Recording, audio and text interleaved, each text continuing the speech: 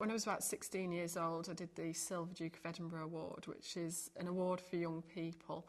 You have to do something to help the community, and you have to do an element that's an activity element, a hiking element. So for the hike, we went to North Wales. It was with the school. There was about 5 of us in my separate group, and we had to cover about 15 miles in 2 days with all your backpack and your tent and everything that you need.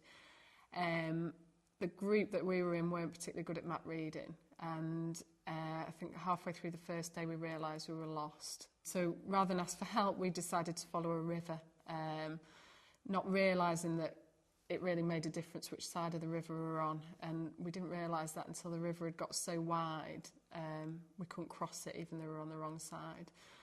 So eventually at about 11 o'clock at night we'd managed to get ourselves on top of a hill, and we thought we could see what looked like the rest of our group camping down below. So we started signalling SOS on our torches, and luckily it was our group, and about 3 or 4 angry parents and teachers came to fetch us from the top of the mountain at 11 o'clock. And by the time we got down, everybody had eaten, they were fast asleep. We still had to pitch our tent and get up at 5 o'clock the next morning to try and complete the miles that we'd not done on the first day, but we still failed it anyway.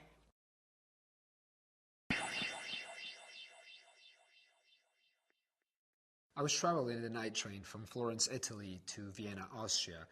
Before I went to sleep in the cabin, I tied a little bag with my documents, passport, wallet, phone, MP3 player, and all of my money in it, and I tied it to my waist. When I woke up, it was gone.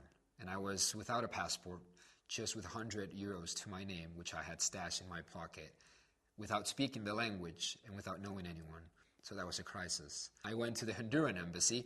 They were able to give me the number for the embassy of Guatemala in Austria. I waited a couple of hours for them to open up the embassy. To my surprise, the ambassador was on holiday, and no one else knew what to do in that sort of situation. So I had to wait for the United States Guatemalan embassies to open. They rang them and asked them what was the procedure, the protocol. They said just print them a new passport for 75 euro. I only had 100, so I had to give 3/4 of all the money under my name for a new passport.